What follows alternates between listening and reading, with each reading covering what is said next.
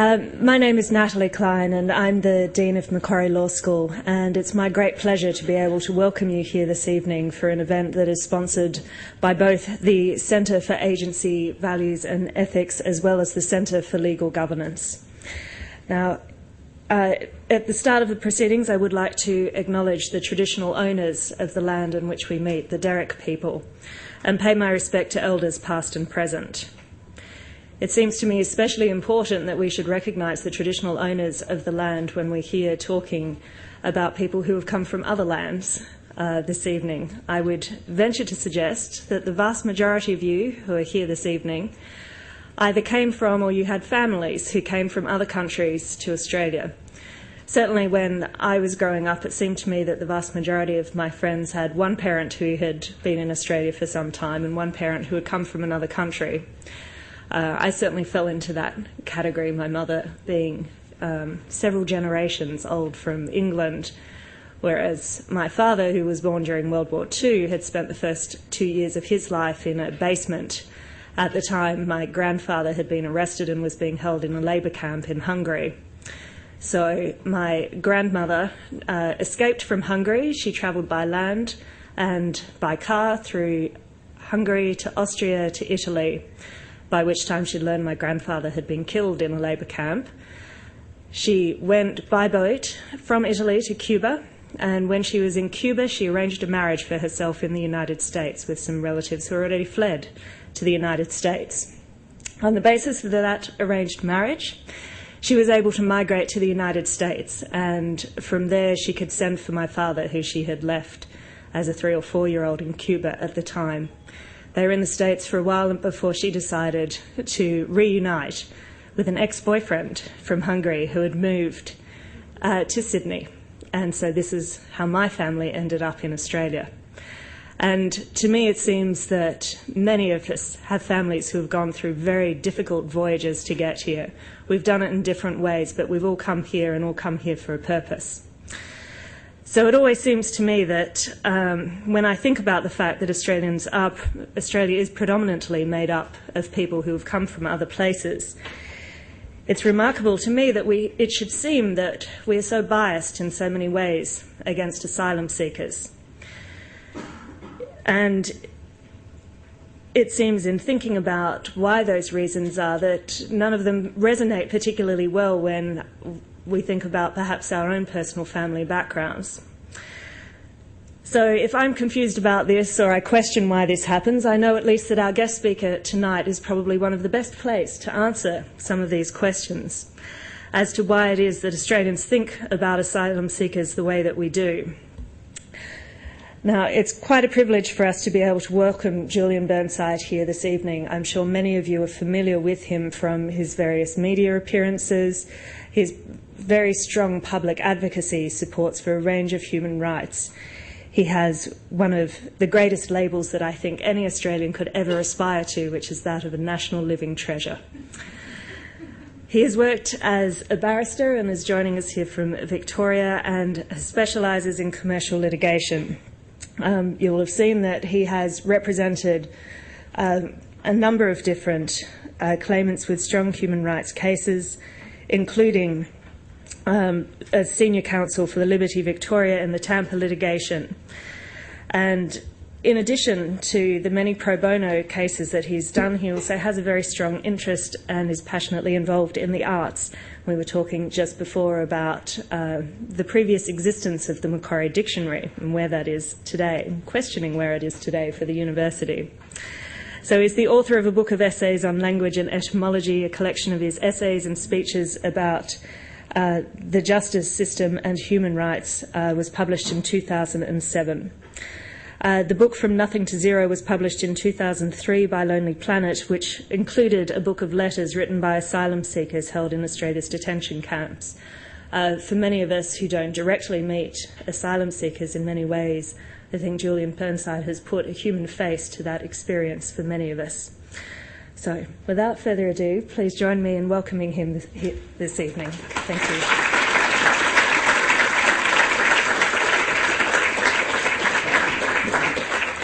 Thanks very much, Natalie. What a great story to start with. I had no idea that was your history, but it should be taken as a sort of symbol of many people in Australia. Incidentally, the National Living Treasure thing is sort of quite nice in the sense that it's preferable to being a national dead character.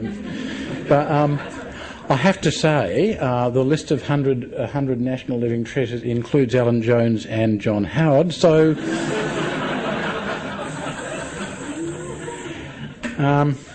Now, I apologise for appearing before you like this. I have not just come from a special leave application in the High Court. I actually went into hospital in August for a hip replacement, which went extremely well, so well that a week later I was able to get out of hospital and walk around without crutches or a stick. But unfortunately, in a moment in attention, I tripped and fell, and that resulted in a spiral fracture of my femur, which required traction for 2 days and then 6 hours of surgery, and apparently crutches until Christmas time. Although there's one good thing. I was saying to the guy who drove me out here, I've got a fantastic scar. I just wish I was still a schoolboy. Because, you know, when you're at school, you've got a scar and everyone wants to see it and it's fantastic. Well, it's just the wrong time in my life. Now, I chose this subject, defining our national character, the treatment of asylum seekers, which is a sort of rather grandiloquent attempt to sound relevant to both the legal side and the philosophy side. But it did start me thinking about whether conduct defines character. And character is quite an elusive notion. On one view, it's been said that character is a function of consistency between what you say and what you do, which is probably a reasonable working assessment of it. Another definition of it I've seen is that it's what you do when no one's looking. Although I always thought that was conscience. Conscience is the little voice that tells you that someone is looking. And there's some interesting things to look at. So you get an instinct about how one forms an impression of the character of a group or of a nation, because the character of an individual is not identical. It's not an identical concept to the character of a nation. But remember the Stanley Milgram experiments in the early 1960s in America, a very interesting set of experiments in which volunteers from university were asked to administer a series of questions to ostensible subjects who were behind a glass partition. The volunteers, were equipped with a switch, and when instructed they would have to flick the switch, and the effect of flicking the switch, they were told, was to apply an electric current to the person behind the screen. They would have to ask a series of questions, and the person conducting the experiment with them would then say to them, no, that answer is wrong, you must apply a higher voltage. And very quickly, most people were applying what they thought were lethal voltages to people behind a glass screen who were giving every impression of suffering intense pain, and doing it because they were told that that person had given an incorrect answer. Now, it's quite a sobering thought that many human beings, just drawn at random from the community, can do things like that. Query whether we can judge their character by their ability to do that in the course of an isolated scientific experiment. Perhaps it needs to be something more sustained. When it comes to the character of a nation, I think it may involve not only conduct which is sustained, but query whether it has to be conduct which is in some way approved or adopted by the community at large or a substantial section of the community. And I'm not sure about that. A good illustration to test it is Germany during the Nazi years, especially during the war, and especially after the final solution began to be implemented, because there's a fair bit of evidence to suggest that the public in Germany either knew or knew enough to make sure they didn't look closely. And I don't think many people after the end of the Second World War would have judged the character of Germany as a nation in any favourable way. Well, what about USSR in the 1950s with show trials and a reign of terror from the top?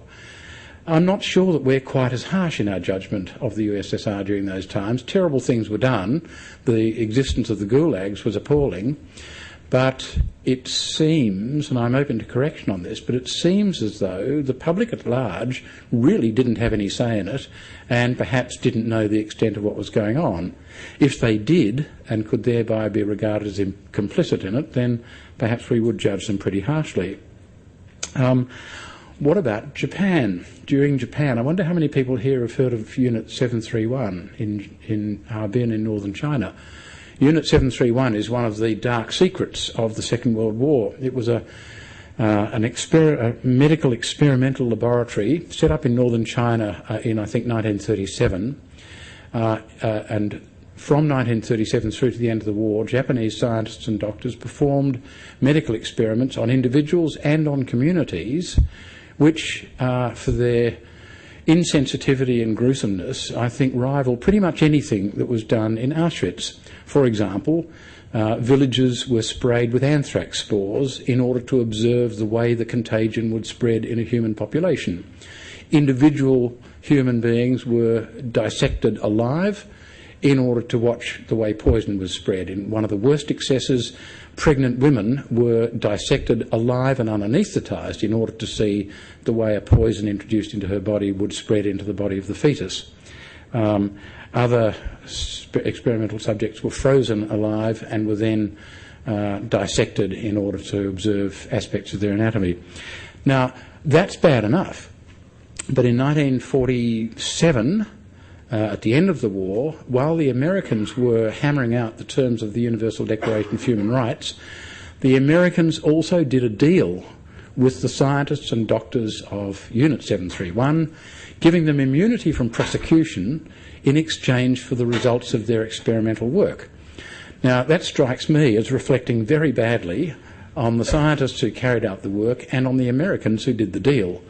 But I'm not sure that you could criticise America as a nation for that, because I suspect that almost no one knew what had been done. And to characterise the nation's character as bad because of what is done at the top, without the knowledge of the community, I suspect is quite wrong. And having mentioned America, what do we say about Americans, the character of America as a nation, given Abu Ghraib and Guantanamo Bay? Both matters that are notoriously public, and Guantanamo Bay, even after its worst excesses have been revealed, continues in existence, continues to be used, notwithstanding that President Obama promised that it was going to be closed.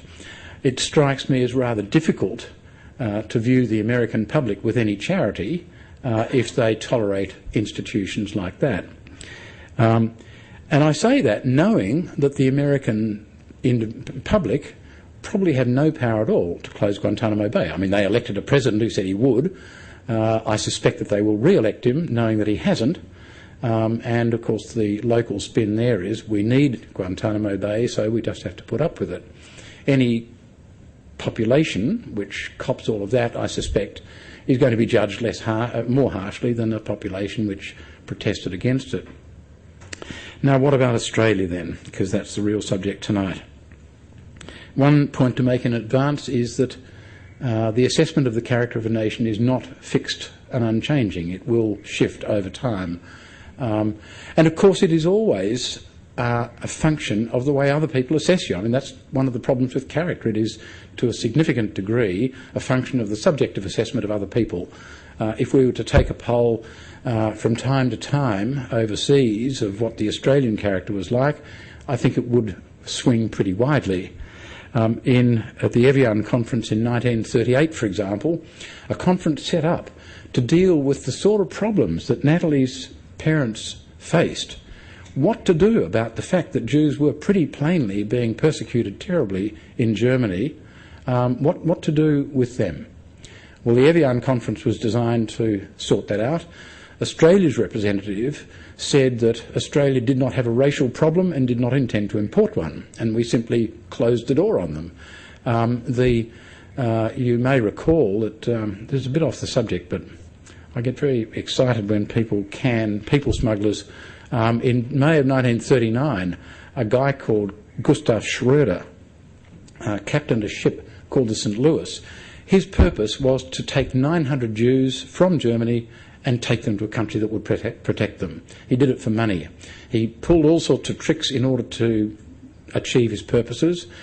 They left Hamburg in May of 1939. They went halfway around the world. They went to Cuba. They ended up in Cuba but were not allowed because Cuba had just passed a law which in effect prevented them from coming in unless they could pay $500 a head for a tourist visa, and that was a lot of money then, and most of them didn't have it. He ended up having to take them back to Europe and put them ashore in Antwerp. Britain, to its credit, took a few of them, well, I think about a third of them or a quarter, and half of those who remained ended up dying in concentration camps when the Low Countries were overtaken by the Germans. I think in hindsight, you would have to say we didn't cover ourselves in glory, although the objective assessment of our character probably wasn't too harsh because pretty much every other country had taken a similar position. In 1948, I think our character as a nation took a big jump because we were actively involved in the process of setting up the Universal Declaration of Human Rights. I think in Geoffrey Robertson's book called A Statute of Liberty, the most dreadful title for a book with a visual pun because it's a quill in an inkwell, but the quill is a eucalyptus leaf. A book which, to be honest, although I think Geoffrey's a very good writer, I think it's a crappy book, except for one chapter, the one chapter about the formation of the Universal Declaration of Human Rights. Geoffrey writes very good history. His books of history are really worth reading, and his account of the history of the formation of the Universal Declaration is a masterful piece of work. It's worth buying the book just for that chapter. Anyway, it turns out that Australia punched above its weight in helping iron out the terms of the Universal Declaration, and we even went so far as to suggest that the rights which were declared in the Declaration should be legally enforceable. I imagine that later regimes in Australia have been pleased that that didn't get up. But, you know, we did a really fine job then, and of course it was an Australian who presided over the General Assembly which saw it passing into force. We later signed the Refugees Convention not long after it had been promulgated.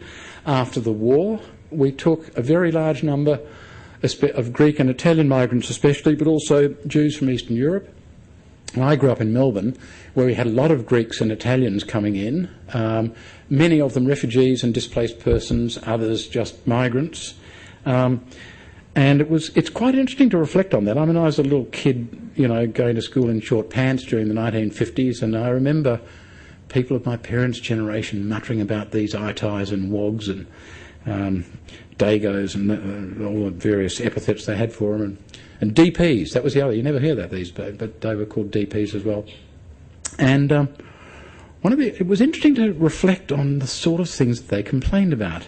They complained that these people were too religious, that they had too many children, that they dressed oddly.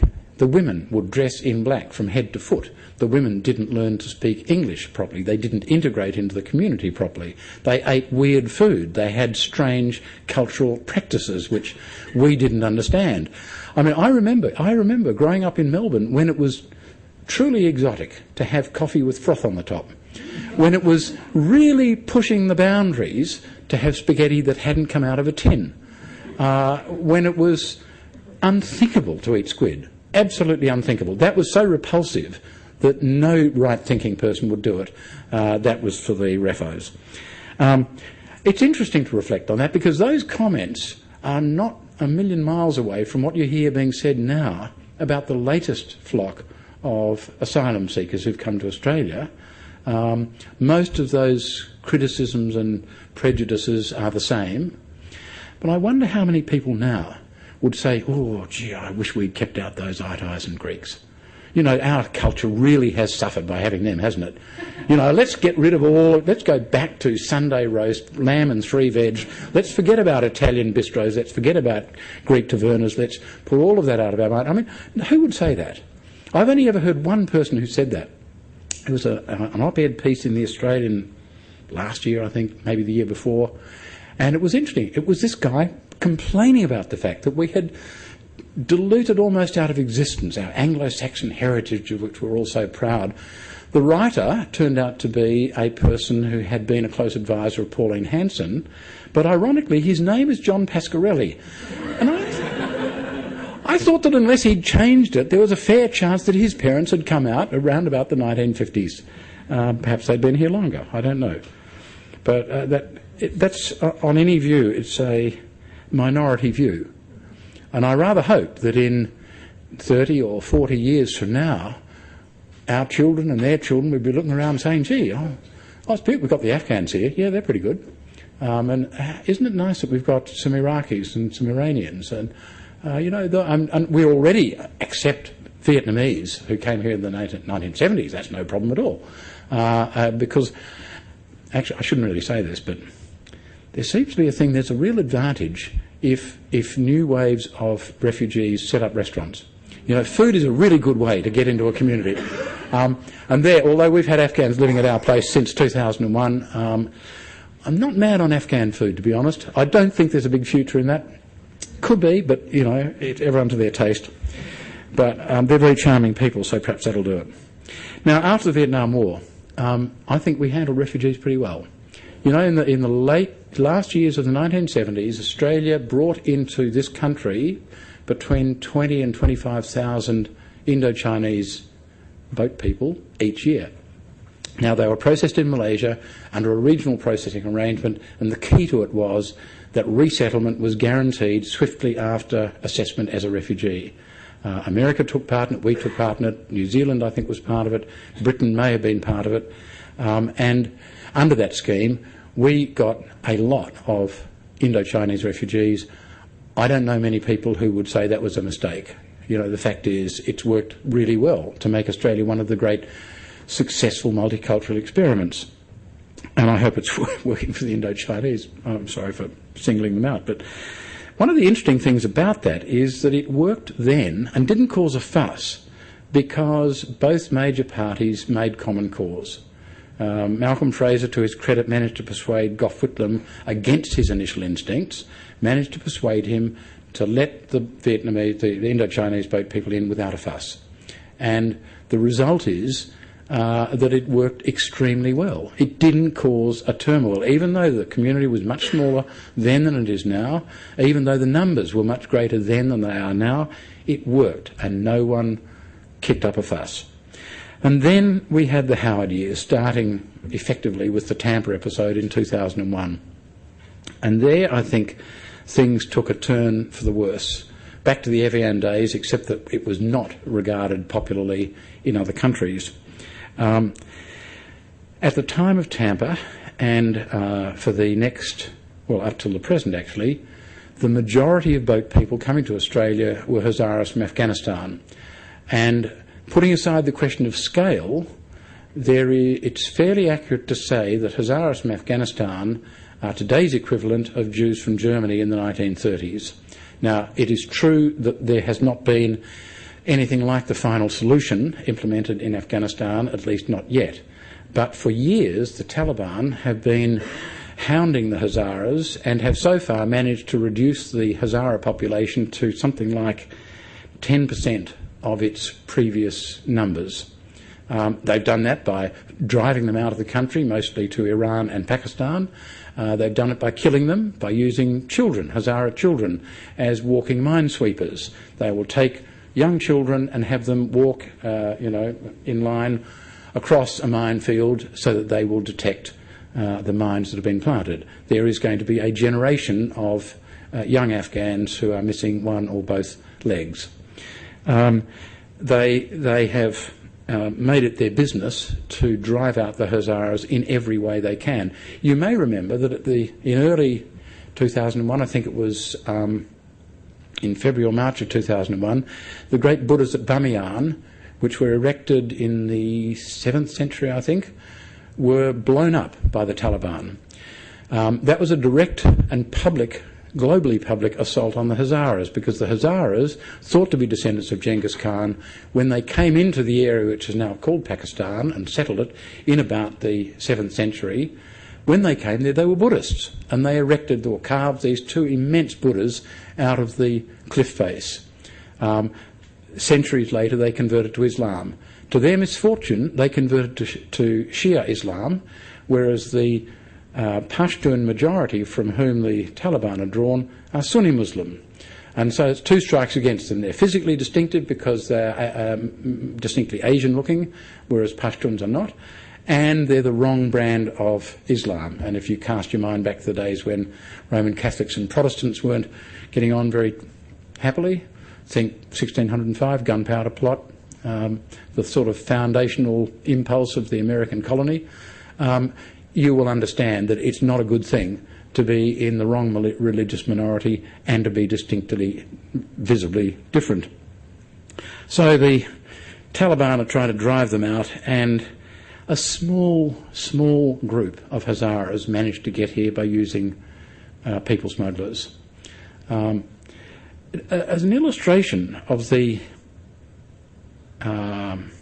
complexity of the people smuggler question, sort of a sidetrack, I guess, but also as a measure of the harshness of the conditions that Hazaras have to face in Afghanistan, the first Afghan who lived at our place is a Hazara, of course. He'd come to Australia by boat, people smuggler, and he had ended up in Woomera, where he was only about 3 or 4 months, and then he was released. Now, he told us about his experience with the people smuggler. His people smuggler was a Pashtun, and his people smuggler has a set tariff. This much gets you to Australia, this much more gets you to Europe, and this much more again gets you to the United States. Don't think people single us out as a destination. We just happen to be the cheapest, okay? You know, don't make any mistake about that. There's no vanity points to be got in the fact that they come here. It's just because we're cheap. But the interesting thing was, this people smuggler offered half price for Hazaras because he could see how hardly they were being treated. Now, I thought, well, it's all very well and good for the politicians to bag people smugglers as the scum of the earth and the worst of the worst and all the other epithets, but he can't have been all bad. He can't have been all bad if he was prepared to offer a discount to his enemy. And come to that, Captain Schroeder was a people smuggler, and he was a hero then, and I think a hero now. And for that matter, Oscar Schindler was a people smuggler. He did it for money, and he was a pretty hard man, but he was a hero. He saved people's lives, and that's the funny thing about people smugglers. However mendacious, greedy, venal they may be, they save people's lives. They're the last way out. And that's not altogether bad, especially if you're the buyer. If you're in the market to be carried somewhere and the people smuggler's the only way out, he's a good man, no matter how horrible. Anyway, that's a bit off the track. What did Howard do? Well, the first thing was he picked his moment pretty carefully. When the Tampa rescued a boatload of Hazaras whose boat had sunk on its way to Christmas Island, the Tampa rescued them at the Australian government's request. We were told, the government was told, that there were a number of pregnant women who needed medical help. There were a number of people who were in various stages of ill health because of the rigours of their voyage. And the captain of the Tampa said that he was going to bring them to Christmas Island and put them ashore where they would get the medical help they needed. Incidentally, the Tampa was licensed to carry 50 people, and it had a crew of 40-something. So with 434 asylum seekers on board, it was not legally permitted to go anywhere very much. Anyway, the Howard government said, no, you can't bring them here, take them somewhere else. And so there was a real dilemma, and the captain of the Tampa, to his undying credit, simply defied Australia and steamed into Australian waters off Christmas Island on the 29th of August, I think, 2001. The Howard government's response was to send out the SAS in a little boat that did not fly the Australian flag, and they took command of the bridge under arms. The fact that they didn't carry an Australian flag was something we hadn't noticed until the second or third day of the trial, which began on a Friday night and ran through the weekend and into the following week. The point that was made on that, see, a friend of mine has said, look, I've thought of a way we can help break this impasse. They were stranded there, couldn't go back, couldn't go forward. There were all these people on the steel deck of a ship in the tropical sun. It's a wretched way of treating people. So this friend of mine, John Minetta, thought up a case theory, and the case theory was this. Under the law as it stood then, if a person, a non-citizen, was approaching the migration zone with the intention of entering the migration zone, then an officer of the Commonwealth was required to take them into detention and hold them in detention. So we thought, well, there's a good case concept to force the government's hand, because these people are self-evidently trying to enter the migration zone, namely the port at Flying Fish Cove on Christmas Island. A member of the Navy will be an officer for the purpose of the Migration Act if they are on an Australian ship. But an Australian ship is defined as a vessel carrying the Australian flag. And the Australian government had sent out a boat that didn't fly the Australian flag and made the point that as a matter of law it was therefore not an Australian ship, and therefore the people on it were not officers, and therefore the case theory failed. Rather insidious when you consider that the alternative to its being an Australian ship and they being officers was that they were guilty of piracy. Although we didn't run that case concept because it didn't seem to go anywhere useful. The other response to Tampa was to set up the Pacific Solution Mark I, and the Pacific Solution, and to introduce temporary protection visas. Now, I want to tell you some of the landscape of what refugee treatment was in those days, because the fact is we've just returned to it in the last few weeks. But the key features of it were mandatory detention, temporary protection visas, and the Pacific Solution.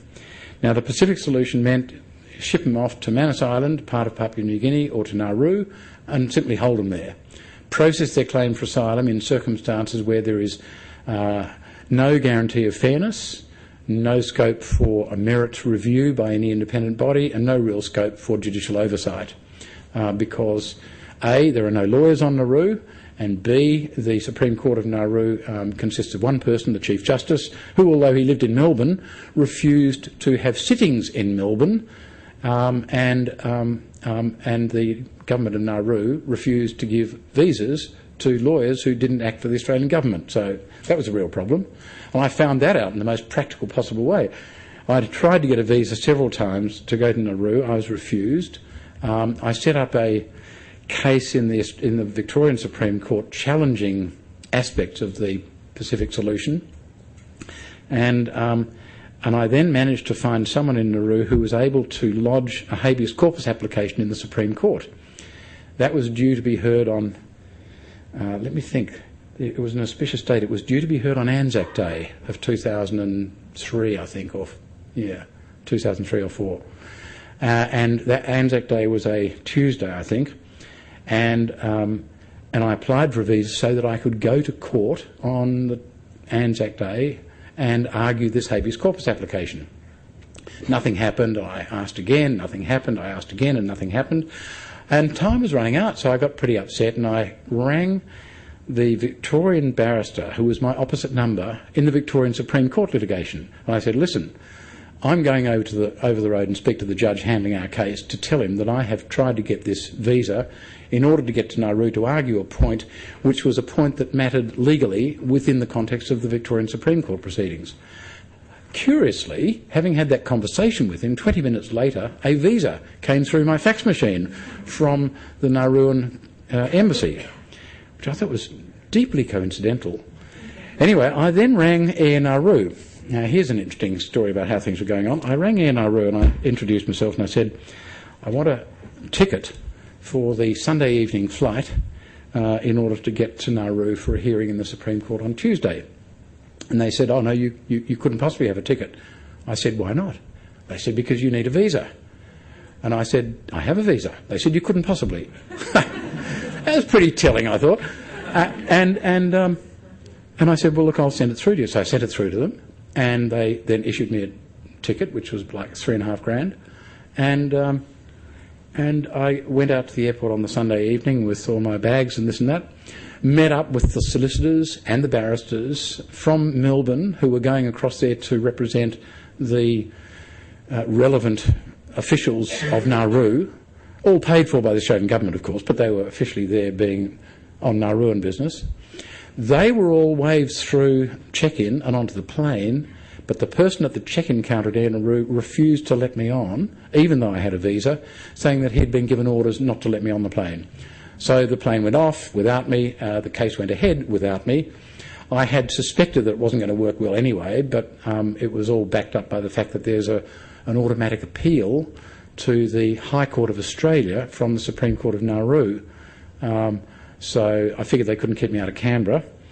They don't have to try very often, but so that ultimately worked out. The point of the story is that Australia colonised Nauru, took control of its organs of government and ran it as a sort of independent warehousing facility. The idea of calling this some sort of independent processing in some independent country is complete nonsense, absolute nonsense. The next element of the mix of features is mandatory detention. Now, mandatory detention is a very important part of it. It still exists, of course. Mandatory detention arises from the provision in the Migration Act which says that a non-citizen in Australia who does not have a visa must be detained and remain in detention until they get a visa or until they're removed from Australia. I need to add now that since Rudd's time there has been a kind of detention which is called community detention, which has various flavours, one of which is quite like living in the community. And to his credit, Chris Bowen has been using that fairly liberally, so it's not 100% of people who end up spending all their time behind the razor wire. But the fact is that mandatory detention under Howard meant staying behind the razor wire for as long as it took. How long does that mean? Well, the case of Ok Tedi. Who's heard of Ok Tedi's case? Gee, it's good that some of you know. Do you know that's probably the largest percentage of any audience I've ever asked that question? I would say maybe 5% of you know of Ok Tedi's case. Ok Tedi was a non-citizen who came here as a boat person. He asked for asylum. His claim for protection was refused by the Refugee Review Tribunal. He could have sought judicial review. That would have meant another year or so in detention. He couldn't bear it, so instead he asked to be removed. Now, remember, there's two ways out, either getting a visa or getting removed. But he couldn't be removed because he's stateless. He's a stateless Palestinian born in Kuwait, and that means there's nowhere we can take him. And so here's the problem. You've got someone who hasn't committed any offence because they're not illegals. He's not suspected of being a danger to anyone. And yet the Act says that he has to stay in detention unless he gets a visa which has been refused or he's removed, which he can't be. So what do you do? Well, the Howard government argued all the way to the High Court that in those circumstances he can stay in detention for the rest of his life. And by a majority of 4-3, the High Court held that that's what the Act means, and with that meaning it's constitutionally valid. Never fall for the argument that the common law protects our rights in a way that makes a Bill of Rights unnecessary. It's complete bullshit. If an innocent human being can be locked up forever, then our rights are fragile. So that's Ok Tedi. Then what does mandatory detention mean in a practical sense to the people who are locked up?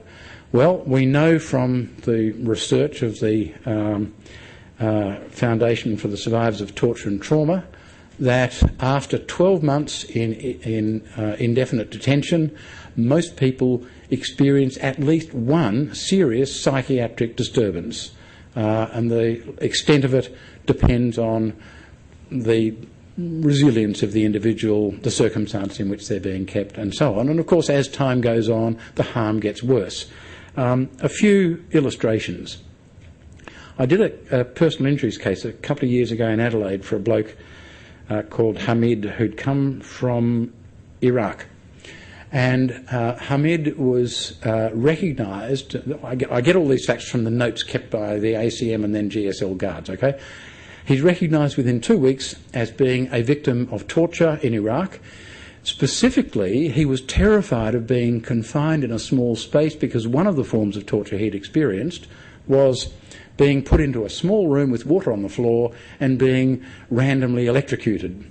And he was horrified of being kept in small spaces.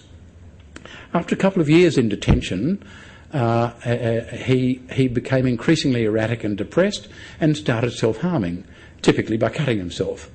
Every time he did that, what their response was, A, to give him Panadol, or, if he did it too vigorously, to put him in solitary confinement in a small room.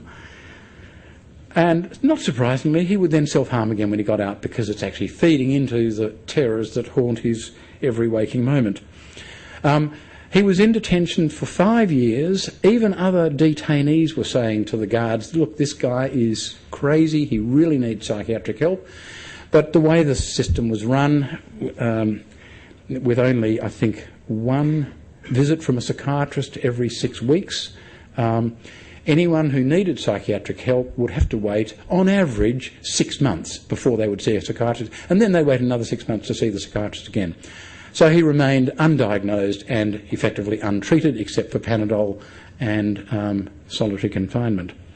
After 5 years, a barrister friend of mine in Adelaide called Claire O'Connor brought an application in the federal court on behalf of Hamid and another guy. The application was simply to have him assessed at Glenside Psychiatric Hospital in Adelaide to see whether he needed psychiatric treatment. It was as modest as that. The government, of course, resisted it. The case went for a couple of weeks. Eventually the judge, who I think was probably quite shocked at what was going on, ordered that he be admitted to Glenside for assessment and, if necessary, for treatment. When he went to Glenside for assessment, they first did a physical and psychiatric examination. On physical examination, they found that he had 10 metres of scar tissue on his body from his self-harming. So he had inflicted 10 metres of cuts to himself in the course of 5 years, and yet was regarded as treatable only by Panadol, and so successfully treated that you would resist a court application to have him looked at by a psychiatrist. That's what mandatory detention means. It means that level of indifference. Let me tell you another story, and this is the case that actually got me fired up about this area. Warning for those of you who are thinking of practicing law: if you do a pro bono case in any area, you will be asked to do everyone's pro bono case in that area. Doing a case pro bono is an illustration that the elasticity of demand goes vertical when you are free. I didn't actually mind, because one of the early cases that I was asked to do was for a family from Iran, members of the Sabian Mandian community, who are a small pre-Christian group, regarded in Iran by the Muslim majority as unclean and suffering the consequences of that characterisation. They fled Iran in really shocking circumstances and managed to get themselves to Australia. They were banged up in Woomera, and after about 15 months, the 10-year-old daughter, there were two daughters and mum and dad, the 10-year-old daughter, the older one, was in a really bad way, and a psychiatrist sent a report to the department saying this family needs to be moved to a metropolitan detention centre so the 10-year-old can get daily clinical help because she's at extreme risk. Nothing happened. So about 8 weeks later he writes another report urging that they really must be moved to a metropolitan detention centre so she can get daily clinical help. After another 5 or 6 weeks delay, they were eventually moved in, I think, April of 2002 or thereabouts.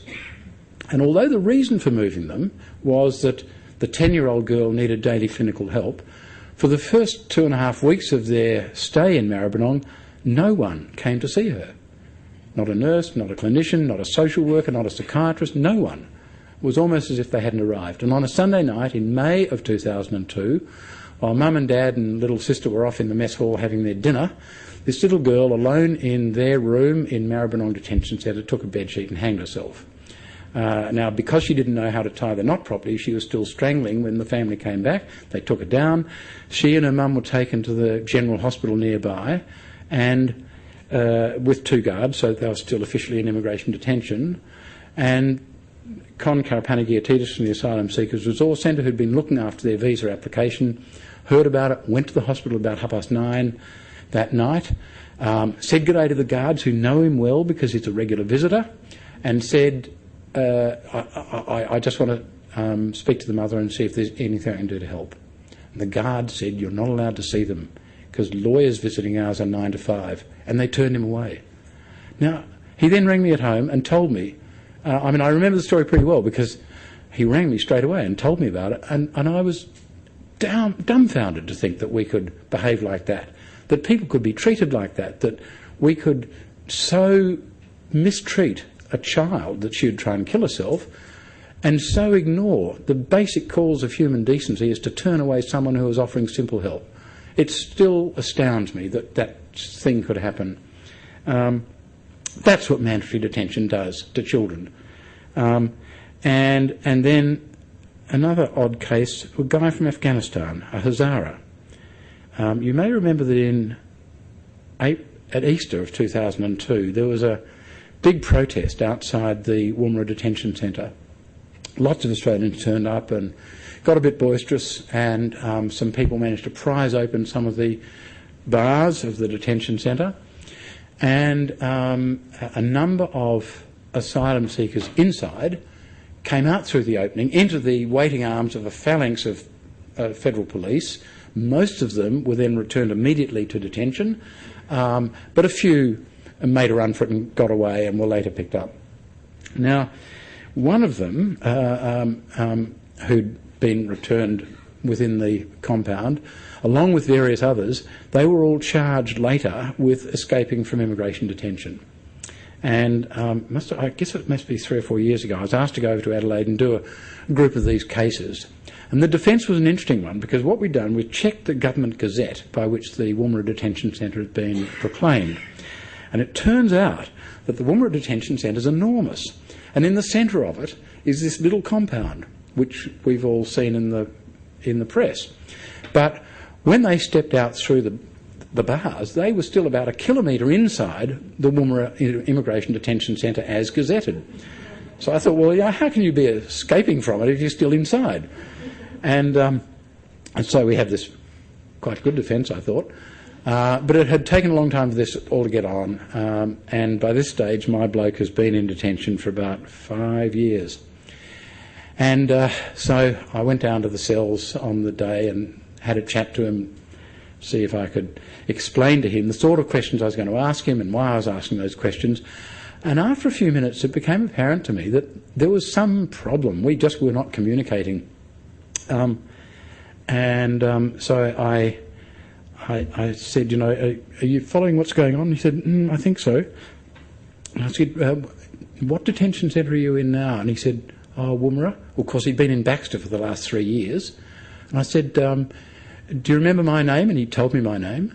And I said, what's your mother's name? And he stared into the distance, that sort of 1,000-yard stare, typical of prisoners. And he said, I can't remember. And I said, what's your father's name? And he stared and said, I just can't remember. And I asked him the names of his brothers and sisters, and he just stared off into the distance, and he couldn't remember. He could remember nothing about his past. He was 20 years old when I spoke to him. He must have been, I guess, 14 or 15 when he left Afghanistan. His whole past had been torn up by being kept in detention for 5 years. It was a horrible thing to do. And he's a Hazara from Afghanistan, for God's sake. So obviously a refugee that it hardly allows scope for any doubt. That's what mandatory detention does to people. The other thing it does, which I guess is interesting for taxpayers to know, at the moment it costs us about $1 billion a year, and on my assessment, under Pacific Solution Mark II, on the best estimates I've worked out, over the next 3 years it's going to cost probably $15 billion to detain people for 5 years on Nauru and Manus Island. Now, most people, myself included, have no intuitive sense of how much $15 billion is. We all know how much $1,000 is. You know, you've got a sense of how many packets of Weet-Bix you can buy with $50 and how many, cars you can buy with $100,000. But how much is $15 billion? Well, I'll tell you, it's $1 a second for 475 years. It's a lot of dollars. And that's how much taxpayer... It's enough to cancel every HECS debt in the country. That's how much it is. Okay? It's a lot of money. And we are throwing that at Pacific Islands in order that they will warehouse refugees on our behalf and drive them mad in the meantime. And when, as I suspect, they will all end up coming to Australia because other countries weren't impressed very much first time round when we said, look, take them off our hands for us. When they end up coming here, we'll also have to deal with the psychiatric consequences of the way they've been treated. I'm not sure how many arguments actually cut through in Australia, but massive waste of public money is an argument that does. You think pink bats were a bad thing? Try $15 billion on the Pacific Solution. Okay, so that was all of that. What does this say about Australia's character? Just briefly touching on my actual subject. What does this say about our national character? Now, there's two ways of arguing this. One is, well, actually it makes us look like shit. And the fact is that overseas, that's what people thought. I was in London in July seeing Assange, and I spoke to a number of English lawyers, and they said, why do you lock up asylum seekers for so long? What's that all about? What's going on? You get so few of them. Why do you behave like that? You may remember that when Q&A was a good program, about 4 or 5 years ago, PJ O'Rourke came out here for something or other, and PJ O'Rourke was on the panel. Now, PJ O'Rourke is the pin-up boy of the Republicans, okay? He's a tremendously humorous writer. He's terrific fun, but he's very conservative. And the Conservatives in the audience, I'm sure, reckoned that he was their man if the asylum seeker thing came up. Well, it came up in passing, and PJ O'Rourke said, what the hell are you guys doing with them? You get so few. I mean, it's ridiculous. Why do you lock them up? That's how we're seen overseas. They think that we are being precious because the number we get is so small by any measure that it's ludicrous to think that we have to punish them by locking them up. Now, let me give you some of the measures, and I'm sure a number of you know these things. At the time of Tampa, the medium-term average arrival rate of boat people into Australia was a little fewer than 1,000 a year. At the present, this year, we will probably get 12,000. So there's no question the numbers have increased. But how big is 12,000? Does it represent, as Tony Abbott is fond of saying, a failure of border control? Well, we have 5 million people a year coming across our borders with permission. And we have 12,000 a year coming across our borders without permission. So border control works in 99.9% of cases, or if you like, it fails in 0.1% of cases. Is that a failure of the system? Well, a human system that works in 99.9% of cases is probably quite good. If you measured courts by that same standard, I don't want to be around. What other measures are there? Well, how many people come into Australia every year permanently? I mean, most of the 5 million are coming here for holidays or for business or whatever. Or we get 200,000 a year, give or take, coming here to live here permanently. We get far more than 13,000 coming here by aeroplane with a visa, and when they come here, they ask for a protection visa. When their initial visa runs out, they get a bridging visa, pending their protection visa being resolved. Because they're given a bridging visa, they don't go into detention. About 20% of them ultimately succeed in their claim for asylum. How many succeed who come by boat? A bit over 90%. So we lock up indefinitely the ones who are almost certain to be refugees. We don't lock up the ones who are almost certain not to be refugees. Now, somewhere this just missed out on the common sense filter. I don't know what went wrong in the system, but we're throwing $1 billion a year at this ludicrous proposition. The other thing is, if we're measuring Australia's character, if our going along with it counts towards an assessment of our character, then you've got to make some allowances for the population back then, because they were told relentlessly that these are illegals, queue jumpers, the sort of people who throw their children into the sea. The problem is they haven't broken the law, there isn't a queue, and they didn't throw their children into the sea. Now, once the message sinks through that the illegal queue jumpers, children overboard thing is all false, then to continue to support the system counts against us in every possible way. We become accomplices of a government doing bad things. And it seems to me that if we tolerate the New Pacific solution, and if we tolerate the continued use of indefinite mandatory detention, we become accomplices to the government doing things which breach the provisions of the Universal Declaration of Human Rights, which we helped frame, which we signed, breaches the terms of the International Covenant on Civil and Political Rights, which we signed, the Convention on the Rights of the Child, which we signed, the Convention Against Torture, which we signed. We are in breach of major international human rights instruments in the way we treat refugees. And why do we do it? There's one reason only. We do it for the votes. The politicians in both major parties do it to scrape a few votes off the bottom of the barrel. I don't think what's going on now represents a majority view in the population anymore. I think the population largely has woken up to the fact that refugees haven't broken the law, there isn't a queue, and what the hell are we doing locking them up? But what we think doesn't matter, because both major parties take their policy settings from news polls and focus groups in the key marginal electorates. Read Lindsay Tanner's latest book. I think In a country that allows all this to happen, we really do need to feel ashamed of ourselves, and it reflects very badly on our character. And that's the thing we should be upset about. You know, Australia used to have a great international reputation. We were good people.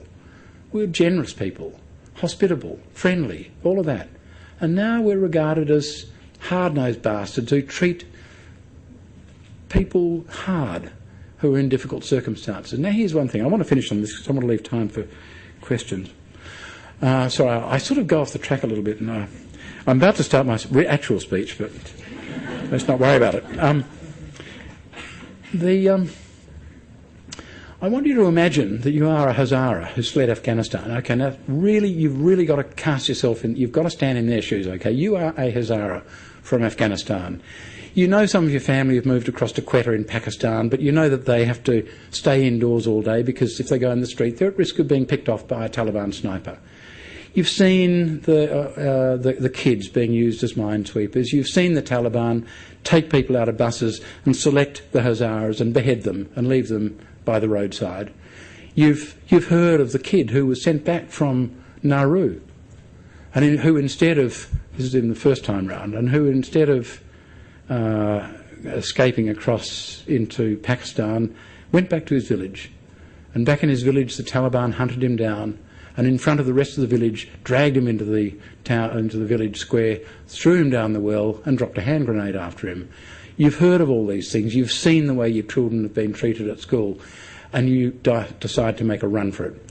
You get down to Indonesia without any difficulty. You pass through Malaysia, which lets you through but will not offer protection. You get to Indonesia, which doesn't offer protection because it hasn't signed the convention either. And there you can wait. You live in the shadows because it will not offer you protection, but it will jail you if it finds you. You can't work because that's breaking the law. You can't send your kids to school because they're not allowed to be there at all. But you can, and you could wait for some country to put up its hand and take it, but that'll take between 10 and 50 years. May never happen.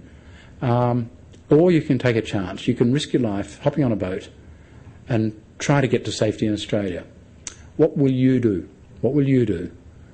Is anyone in this room prepared to say that they would not take a risk and get on a boat? Do you know anyone who wouldn't take that risk? What do we think we are doing? Treating harshly the people who respond as we would respond if we were in their shoes. There can be no more damning assessment of our character than that. Condemning people for doing what we'd do if we were unfortunate enough to be where they are. What are we doing instead? Okay, we're going to try and frighten them off. We'll make ourselves scarier than the Taliban. How do we do that? Well, we've bribed Nauru to take a bunch of them.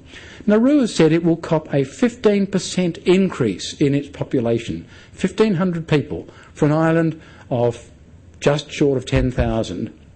An island which is so small that you could fit it 570 times into Sydney.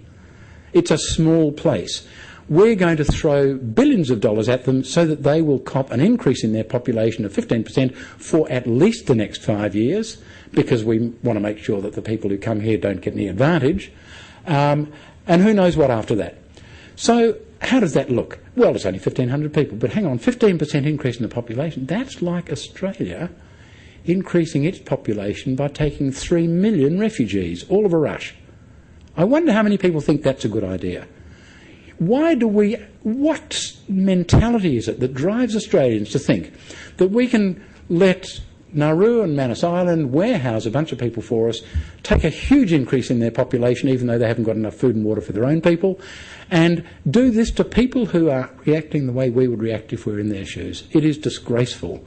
And unfortunately this is being done not with our informed consent, not with our support at all. It's being done by politicians with our knowledge in order to get some votes in the key marginal electorates.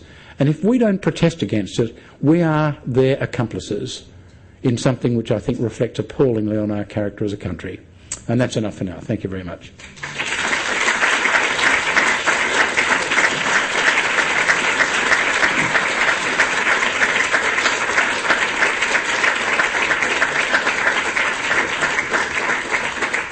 Before we take questions, can I say one thing? I actually think Australians are good people. I think that the government is misrepresenting us, and we should really protest about that. You know, we are better than that. And tell the government we're better than that. They've got to behave a bit better than they are at the moment. Sorry. Well, shit, I mean, it's terrible. Nothing to be sorry about. So, yeah. If I could open the floor for questions. Yes. And Macquarie University, thank you very much for your talk. And I think, I would also say that Australians are not bad people. I think they're good people, but the asylum issue is very difficult to understand when you come from somewhere else. I've got just two questions. Do you think that the Pacific Solution Mark II was easier to sell to the electorate because it was presented as a humanitarian measure to save lives of people at sea? And I'd like your opinion on this. And the other thing is, do you think there is a chance that the public discourse was changed because Julian Burnside has also announced an increase of humanitarian intake by 20,000 this year, so there is some change of the domestic level? Okay. Yes, and I think the increase of 20,000 is good, but I'm not sure I actually caught what your question was. The humanitarian thing was just a fig leaf. I made a submission to the panel and I went and spoke to them, and their central term of reference was policy options which would help, prevent people from risking their lives at sea by trying to come to Australia. I suggested that if that was the objective, then against my principles more broadly, I would say set up a fair income processing centre in Indonesia, assess people, give them a number, create a queue and offer them swift resettlement. Tell them it'll be 3 weeks, it'll be 6.25 months, whatever. But make it a reasonably short time frame and tell them not to risk their lives getting on a boat. That would stop people getting on boats, it would save lives at sea, and if the processing was fair, it would be a good resolution of the so-called problem. Instead, they come up with this complete bullshit of sending people off to Nauru. Now, how does that work? Okay, first of all, they get on a boat in Indonesia and they get to Ashmore Reef or Christmas Island, and then, once the danger is past, we pick them up and take them to Nauru. How is that saving people's lives at sea? Really? I mean, we don't pick up the drowned ones and take them off to Nauru. We let them drown. We're not saving them at all. And by the way, there's another thing. What it is, when you think about it in moral terms, is it's us saying implicitly our conscience is pricked if they are so close to us and they drown trying to get here. But if they stay and they're killed by the Taliban, that's okay. Our conscience is not worried. And yet they're just as dead if they're killed by the Taliban as if they drown. And probably the risk of the Taliban is greater than the risk of drowning at sea. So I think that's all nonsense. Also, in Tony Abbott's case, it's egregious nonsense because he is also advocating the reintroduction of temporary protection visas, and we know that temporary protection visas are the way families, especially women and children, are rejoined with their husbands who are here on temporary protection visas which deny family reunion. I mean, the Liberal Party used to call itself the party that stood for family values, but they deny family reunion to fair income refugees. And the CivX, which went down in October 2001, with a death of 353 people, most of them women and children, who had men in Australia on temporary protection visas. It's a magnet for deaths at sea. Now, when Tony Abbott says he's concerned about people drowning at sea, therefore Nauru and temporary protection visas, he's talking crap. It's just insane. Sorry that was a long answer, but very good question. Yeah.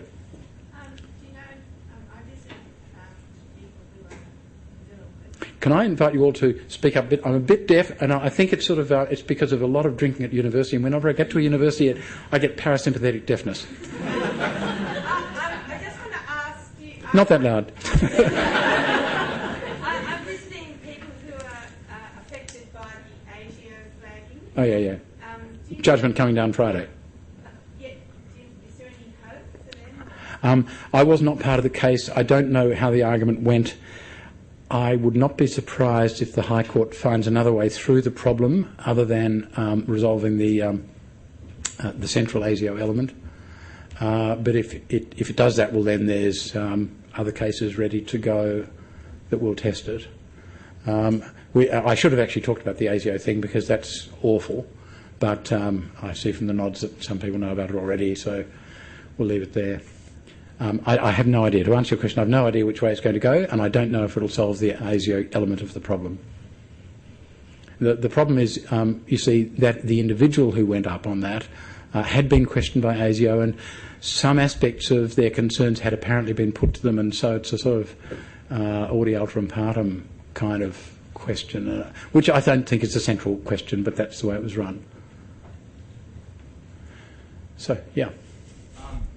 Do you think that the perception towards refugees is independent or dependent on the nationality of the refugee themselves? Independent with one qualification, and that is if they're Muslim refugees, then there is an immediate bias against them because of the media blitz, which doesn't speak of terrorists anymore but only Muslim terrorists, which creates the impression that all Muslims are terrorists, whereas what we know is that some extremists are terrorists, and it doesn't matter whether the extremists are Muslims, Christians, Jews, Hindus or anything else.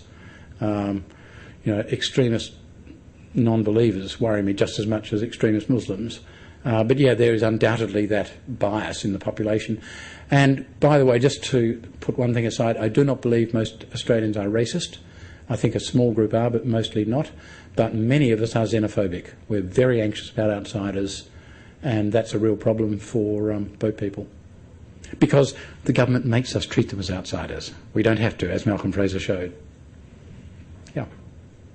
Yeah, I wasn't quite sure of this no advantage, the principle that was adopted by the panel. For that to work, there should be a record of, the queue system before they left, as well as having the record after they come to Nauru. Yep. So how did they? How did they envisage that this no advantage principle will be satisfied, or will be enforced, or will be maintained if you don't have the storage of the record of all these? They don't know. We don't know. Nobody knows, because the fact is there's no single measure. Depending on whether you're in an African camp or in a border camp in Thailand or in a refugee settlement in Malaysia or in Indonesia, you will wait different lengths of time. It will also depend on where you've come from, any number of things. There is no single number that you can put on it. And by the way, the thought of getting refugee status before you leave has interesting consequences. If that's what our Anglo-Saxon anal retentive sense means, let's suppose you get a Hazara in Afghanistan who thinks, well, I'm going to do things in the way these rather uptight Australians think ought to be done, because after all, it's really just like queuing for a bus, and you wouldn't cut in at the checkout when you're buying your Wheaties, and so we won't try and get to Indonesia and jump on a boat. So what will you do? You go to the Australian Embassy and seek refugee status there. Well, that's a problem. Go to the DFAT website. Have a look for the address of the Australian Embassy in Kabul. You'll find that it is explicitly a secret for security reasons. What the hell sort of queue is it where you can't find out where it is? It's ridiculous. Calling them queue jumpers is simply ridiculous.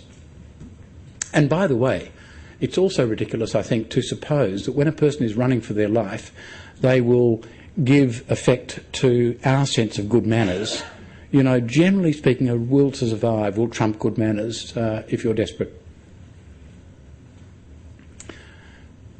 You were first. Two things. I was surprised to hear Angus Houston talk about the barrister queue. Number two, what will befall our country under Abbott, given what we've heard if he wins? First, I agree. I'm also surprised. I do not know what queue he's talking about. Under Abbott, I think we're in for a rough ride. You better fasten your seatbelts and make sure your tray table's stowed.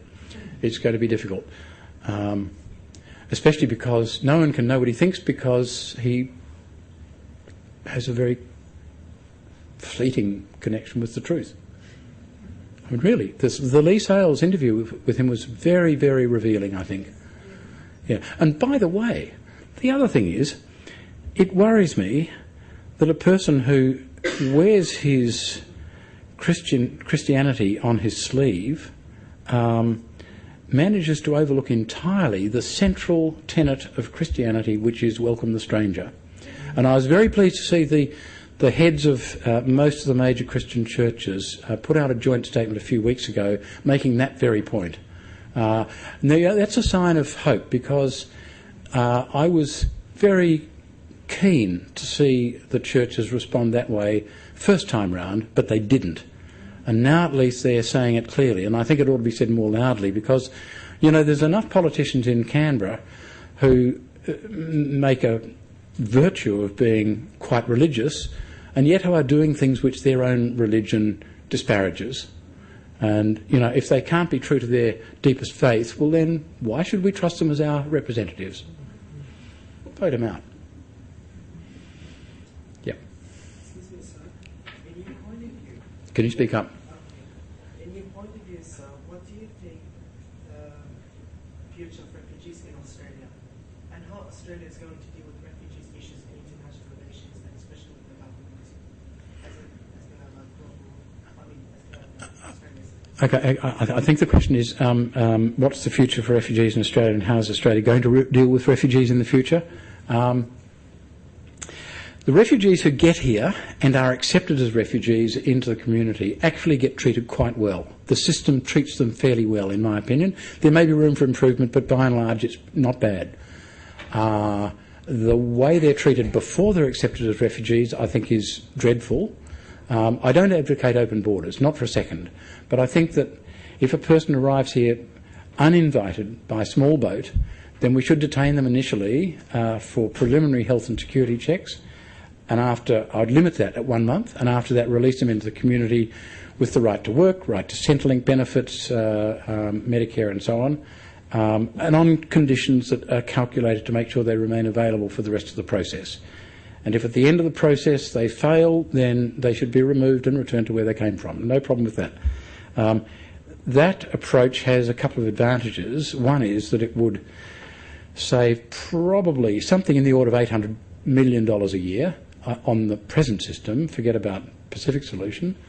It would significantly reduce the amount of psychiatric harm that is inflicted on people. And there's one twist that I might add to it. I would seriously consider a condition which said that pending the termination, or the finalisation of your refugee status, and for the first 2 years after you get a protection visa, you must live in a rural or regional area, in other words, outside the major capitals, because that would actually do a great deal of good for the regional areas who need population. It would introduce money into the population if they were getting benefits or if they were working. And I think it's actually something that could do the country a great deal of good. Might need to be micromanaged a little bit so that you didn't get ethnic pockets that could lead to difficulties, but I think it's an approach that deserves real consideration. Of course, there's no political value in it, although maybe the National Party could pick it up. Barnaby Joyce, there's a go. The future, it depends on who the politicians are, and it depends on whether we stand up to it. Say to our governments, you shouldn't do this in our names because we are better than this. That's the other thing. Yeah. In some European countries where they do take a lot more refugees and do use a community basis, they have had pockets of these refugee communities, and that's caused a lot of anger. Do you think by almost having these long detention centres and having more psychiatric problems and coming together of community systems within the detention centres, that we're actually almost introducing that to a larger extent once they have been allowed to have refugees? Yeah. Okay, the question is, there have been problems in some European countries because pockets of refugees build up in areas in the community, and that causes some difficulty. Is indefinite detention going to create that sort of problem? I think the short answer is probably no, and the reason is the numbers are so different.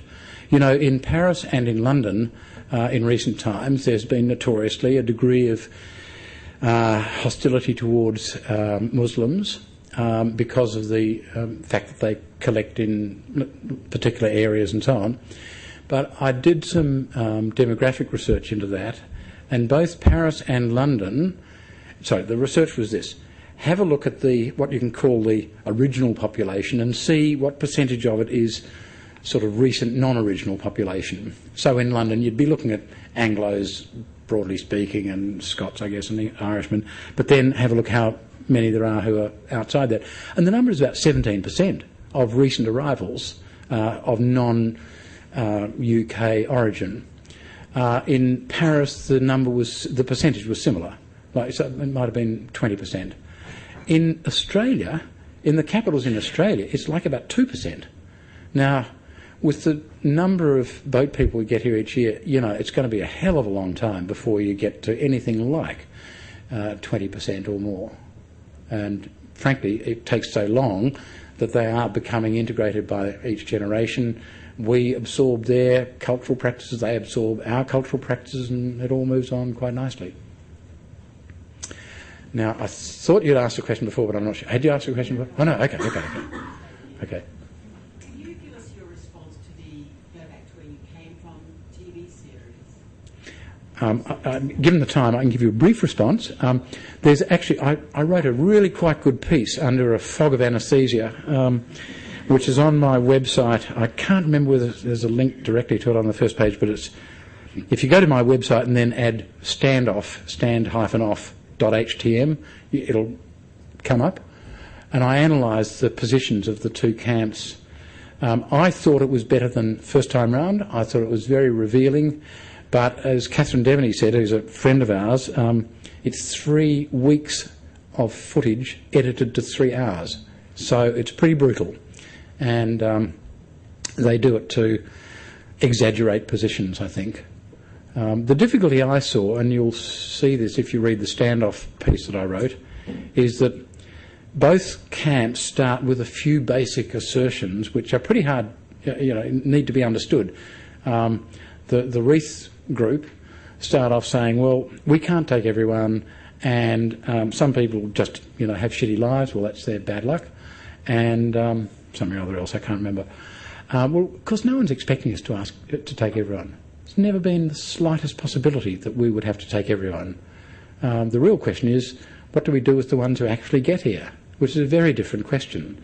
And while it's true that some people are born to wretched lives, the fact is that if they manage to get here and they are refugees, what does it matter to us whether they come from good lives or wretched lives? I mean, Jews from Germany came, some of them from wretched lives, some of them from splendid lives, and yet they were refugees and they deserve protection. The wretchedness of their background is, we can't just say, well, bad luck you.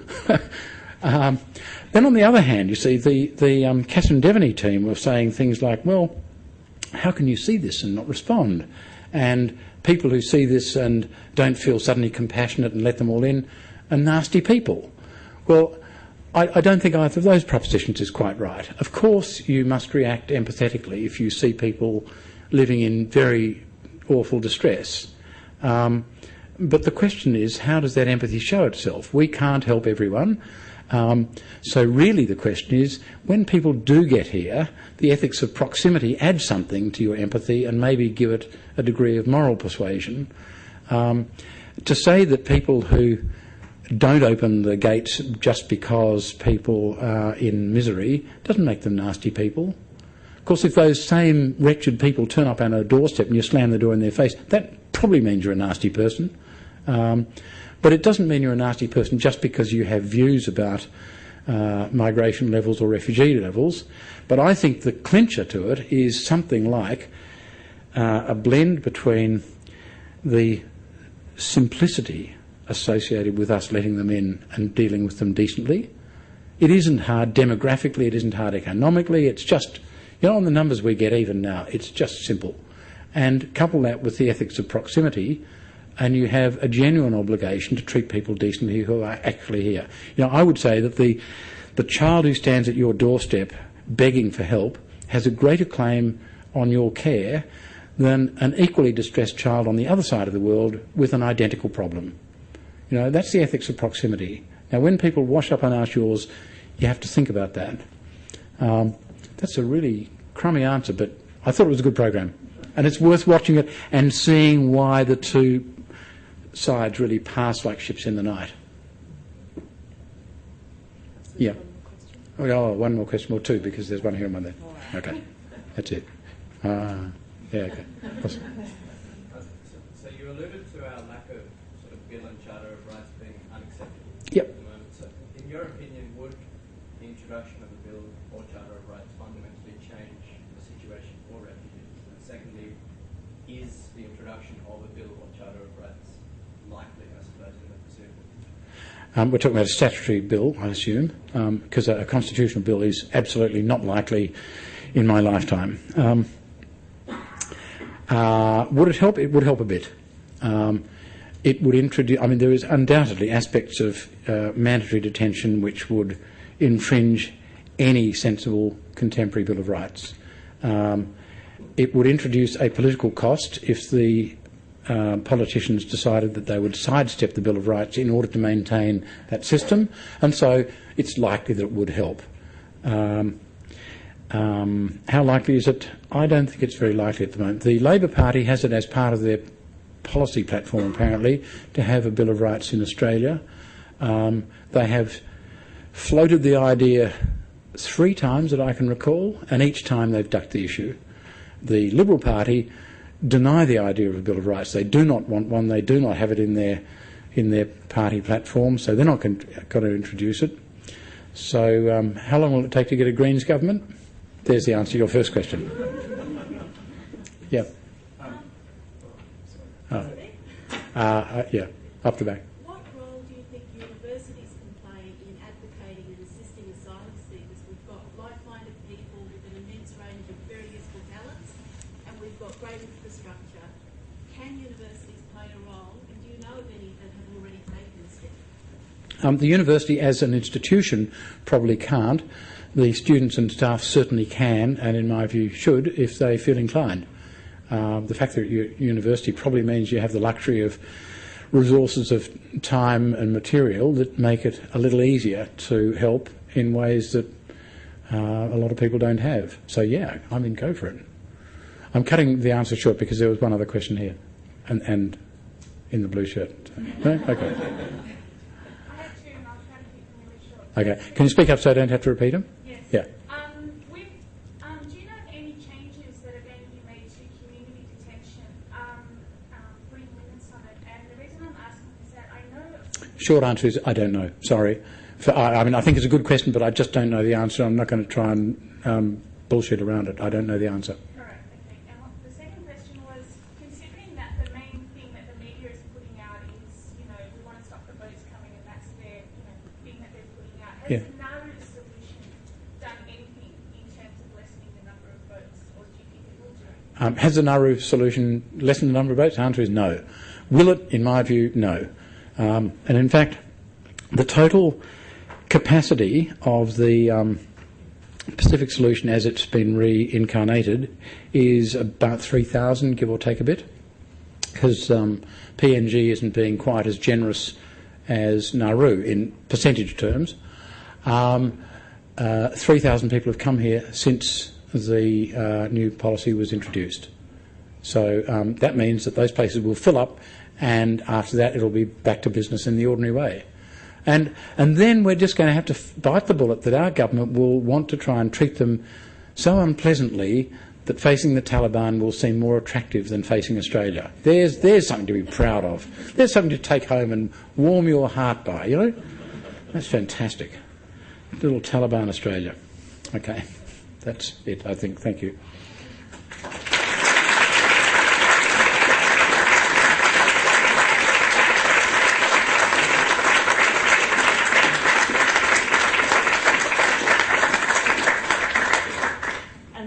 For coming as well this evening. I hope you will take up the cause as Julian suggests, especially if you're in the marginal seat. So thanks for coming again. Thanks again, Speaker. Thank you.